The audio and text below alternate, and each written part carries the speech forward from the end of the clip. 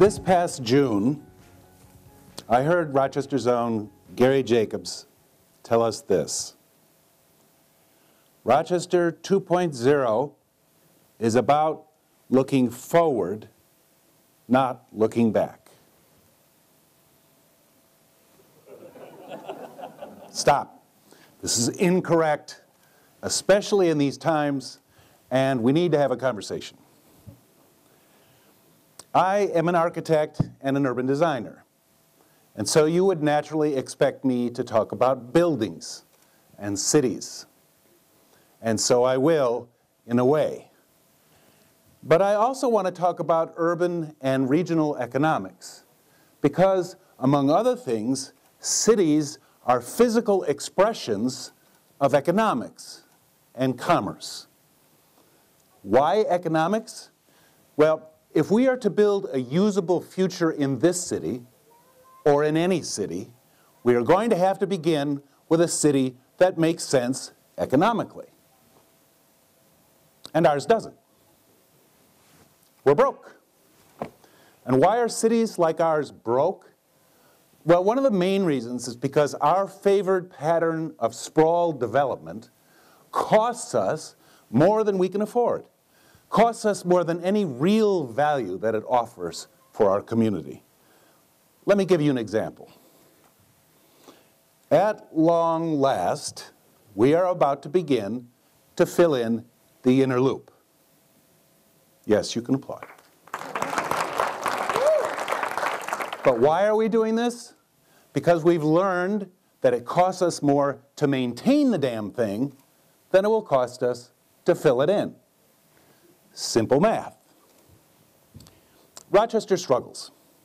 We have budget gaps and dwindling public services at the same time that we have sky-high taxes. We live in a region, we're surrounded by a region that doesn't seem to really give a damn whether we sink or swim, to their peril, I might add. We have a 20-minute commute, which ensures indifference to any alternate form of mobility. And we are tearing the city down as fast as we can as we relentlessly pursue our salvation in all the wrong places and in all the wrong ways. Let me give you 3 examples. I know, low-hanging fruit. The new Wegmans on East Avenue. What a golden opportunity. Build a prototype urban grocery and show the world how it should be done. Confront the streets, invite shoppers in from the sidewalks, and be a great city neighbor. And what did we get? A suburban supermarket plopped onto this urban site. And though the store is much larger and has more than twice the parking, we now know that it also only has 100 lineal feet of additional shelving. At least the cars are happy. Next, the $100 million state and federally funded redo of the Kendrick Road interchanges at I-390, intended to allow a much greater volume of traffic to enter the rapidly expanding U of R campus. More auto-dominated development. Tens of thousands of parking spaces will follow on from these revisions.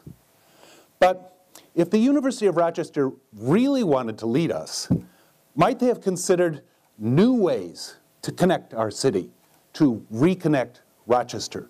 For example, $100 million could buy us a 6-mile-long streetcar system.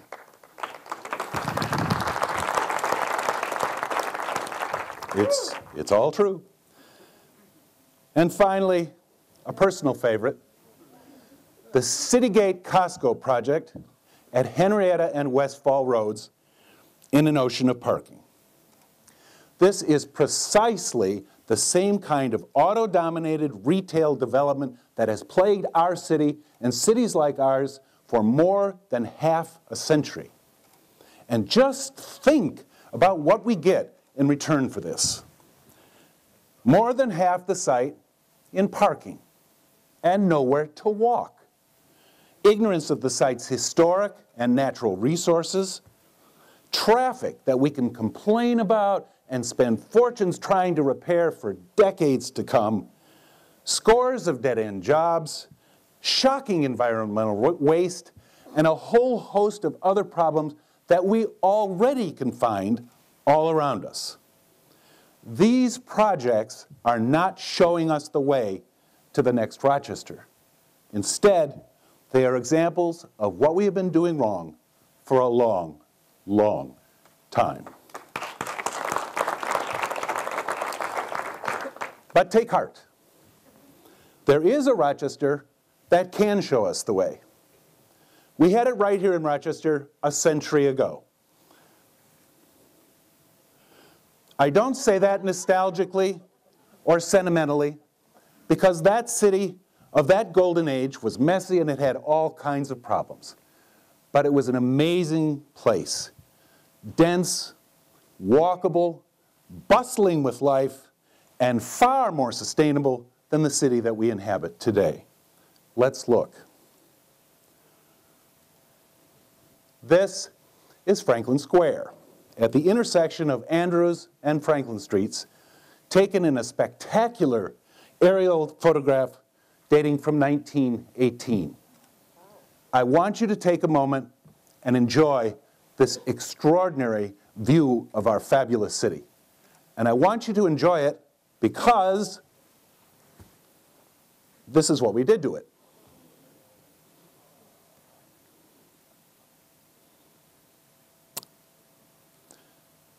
Or this, the noisy, clanging, lively intersection of Main and State in 1922.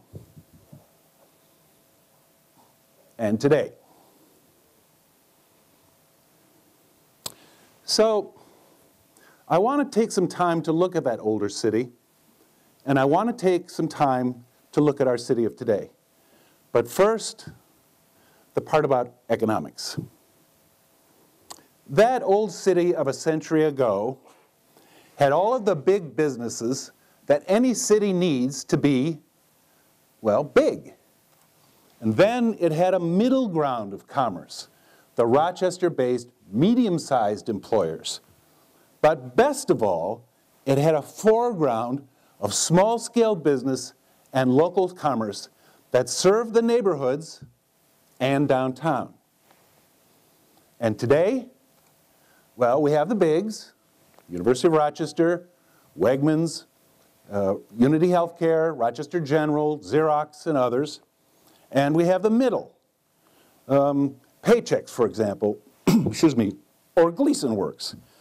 To a lesser extent, which is to say insufficiently, we have a foreground of small-scale commerce.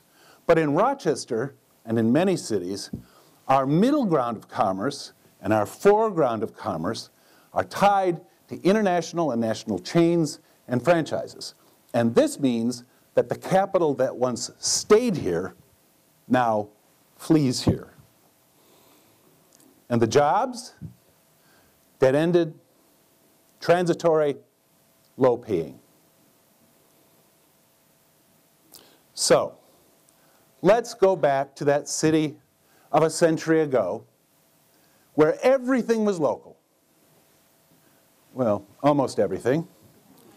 And small-scale business and local commerce held the life of the city together. In those days, unemployment in Rochester was less than half of what it is today. And federal expenditures, which are today pegged at $3.6 trillion a year, were in those times $720 million a year. So that meant that whatever supported our economy had to come from here, not from Washington, not from Albany, from here. And that also meant that our economy had to make sense at every level, background, middle ground, foreground.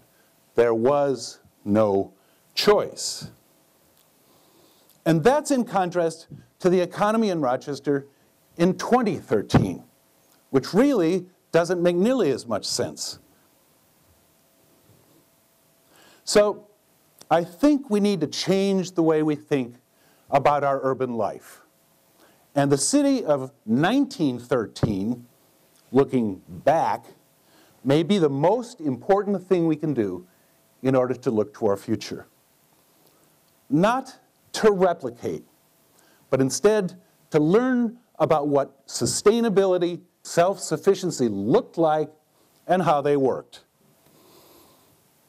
And to discover how Rochesterians once lived a more walkable, more robust, more locally centered life in a place that was lively and far more economically sustainable than the city that we live in today.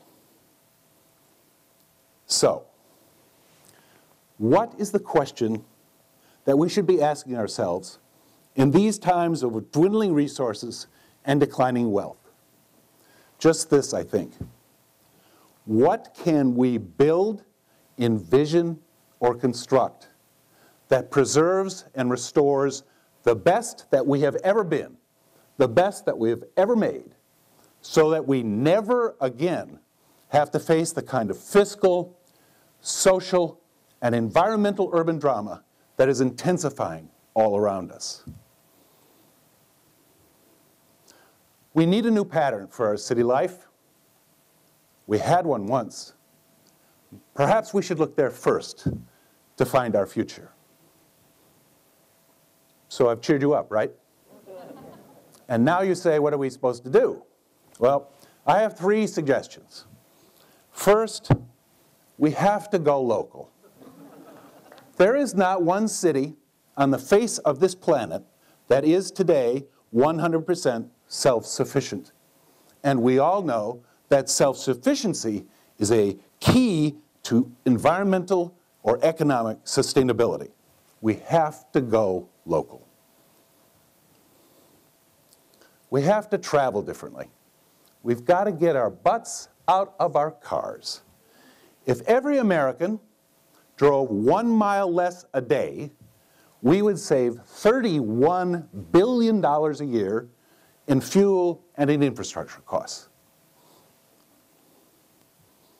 And finally, we have got to speak up for our city. Each one of us needs to become an activist and an advocate in favor of being in full contact with our meaningful past, looking back, as an essential foundation for our usable future, looking forward. Thanks very much.